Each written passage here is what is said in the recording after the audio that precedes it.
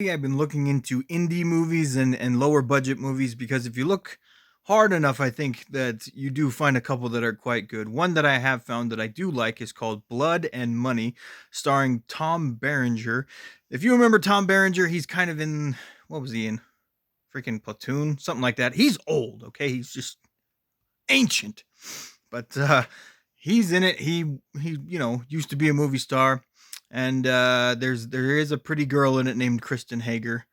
So it's got a couple things in it, but I really like this movie because it is small scale, but it delivers like it's a big picture, and ultimately it's about people that live up in Maine, out by the woods, and it's during the winter, so it's super cold.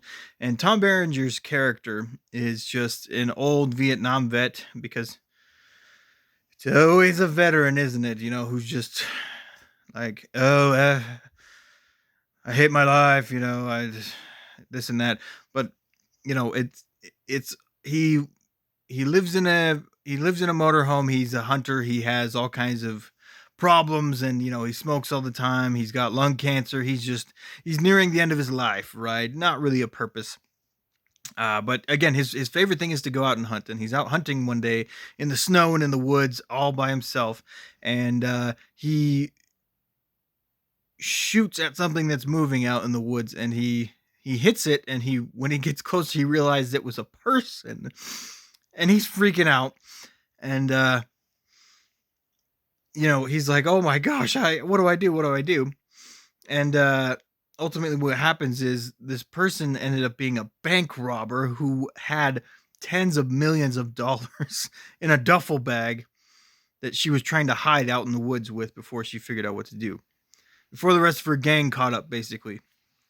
And he doesn't know this until after he leaves, and boy, just crap starts going down because he just leaves the scene. He doesn't want to get caught, but he remembers after he goes back that he flicked a cigarette out near the area, so they're gonna know. Anyone who investigates is gonna know. So he's got to go back out there, and you see the moral dilemma now. He goes out there to pick up the cigarette and try to cover his tracks, but then he sees that the money is still there and the body's still there, and he decides to snag the money. And this is as the gang is looking around in the woods, very close to him. So then the rest of the movie is just this cat and mouse game about getting the money or not getting the money. And this old, broken down Tom Berenger, they use it so well. Okay, I love movies that still show that the old dog has still got some tricks up his sleeve. They use his age in flex with his character. He's not running around tackling people and beating them to death with his bare hands. He's being smart. He knows the woods. He uses his knowledge to avoid getting caught. And there's just like half a dozen young bank robber types who are just homicidal because he took their money that are after him. And it's just this awesome thriller that just keeps you on your toes about what's going to happen. And I will say that the movie moves pretty slow at the beginning. It does have a slow build up to everything because they are just trying to show you how broken down this guy's life is, and that the area that they're in is actually just full of cold, alcoholic, depressed people. And that's exactly where something like this might happen. Just any place with cold, depressed alcoholics is gonna have some bank robbers in it, and gonna have some people who are out hunting, and accidentally shoot someone. That's just the case. That's just what you're gonna see. There's no ifs, ands, or buts about it.